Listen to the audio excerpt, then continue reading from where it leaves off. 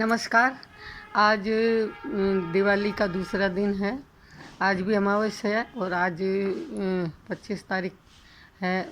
इस हिसाब से मतलब आज अमावस्या है तो ग्रहण है, सूर्य ग्रहण माना जाता है। तो ये 25 साल के बाद इस तरह का ग्रहण आया है और कई लोग मानते हैं, कई लोग नहीं मानते, लेकिन ग्रहण का प्रभाव बहुत अधिक पड़ता है। इसलिए ग्रहण के दिन क्या है कि अभी 3 बजे से, रात्रि 3 बजे से ही सूतक लग गया था। सूतक में भी किसी प्रकार का, जैसे देवताओं की पूजा करना या उसकी हम रात को जो पूजा करते हैं तो उनको छूना या किसी प्रकार की अगरबत्ती करना या कुछ भी, तो देवताओं को शुद्ध मतलब अशुद्धि चल रही है अभी, इसलिए हाथ नहीं लगाना है। और रात फिर 3 बजे के बाद जो है 2:30 बजे से ही ग्रहण चालू हो जाएगा और 2:30 बजे से 6 बजे तक का समय है जब सूर्यास्त होता है, जब तक ग्रहण चलेगा। इसका बहुत अधिक प्रभाव पड़ता है ग्रहण का।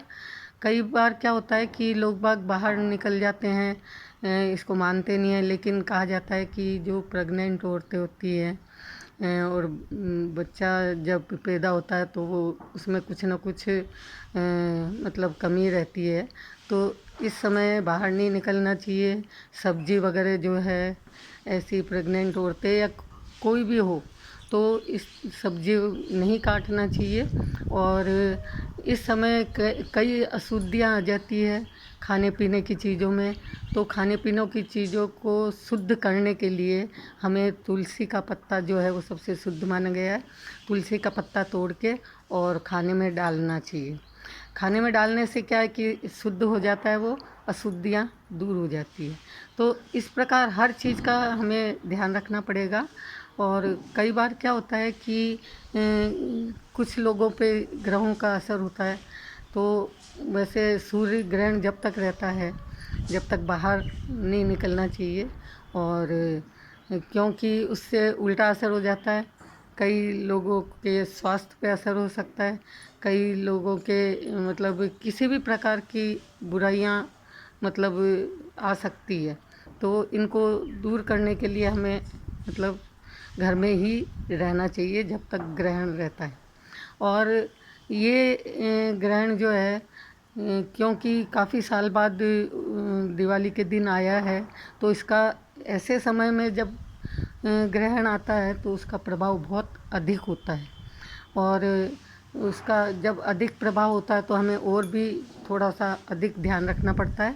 इसलिए ग्रहण के समय में मेरा यही कहना है कि आप लोग इस ग्रहण से यदि नहीं मानते हैं तो भी थोड़ा बहुत आपको ध्यान रखना पड़ेगा और घर में ही रहें जब तक ग्रहण रहे।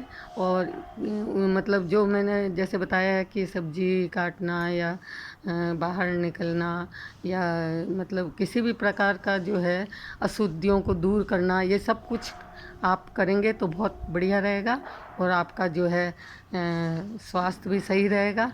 इसलिए मैं चाहती हूँ कि आप ग्रहण को मानें और इसका थोड़ा सा भी प्रभाव यदि हमारे ऊपर पड़ता है तो इसको दूर करने की अपन कोशिश करेंगे। तो आप तुलसी के पौधे का ज़रूर ध्यान रखिए। यदि तुलसी नहीं भी है तो आप कहीं से भी लाके उस पौधे को लगाइए और तुलसी का पत्ता तोड़ के उसके बाद ही आपको न, ये पहले पूजा जो करी है आपने वो स्थान जो है वो छूना नहीं है। उसके ग्रहण के बाद ही आपको जगह को छूना है, भगवान को छूना है, या जो भी मूर्ति वगैरह रखी हुई है उसको जो भी हम हटाते हैं करते हैं तो वो सब बाद में करना है। उसके पहले मतलब हम अशुद्ध के रूप में माने जाते हैं, इसलिए भगवान को छूना बिल्कुल भी नहीं है। उसके ग्रहण जब ख़त्म हो जाए, जब शाम का समय होता है तो सूर्य डूब जाता है, डूबने के बाद ग्रहण भी ख़त्म हो जाएगा। उसके बाद आप जो है नहा धो के और उसके बाद आप ये जो भी आपको मतलब वहाँ से जगह चेंज करनी है या जो भी सामान उठाना है उसके बाद उठाइए आप। और पहले अभी लोग बाग जैसे ज़्यादा मानते नहीं हैं, लेकिन पहले क्या है कि खड़ाऊ पहन के ही हम मतलब इधर उधर घूमते थे। क्योंकि अशुद्ध अभी जो समय होता है वो प्रभाव अच्छा नहीं होता है, अशुद्धियाँ आ जाती है।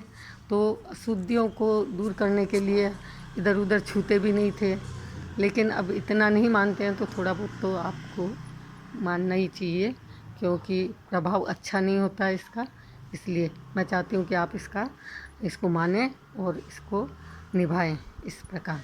नमस्कार, मेरी शुभकामनाएं हैं आपको। नमस्कार।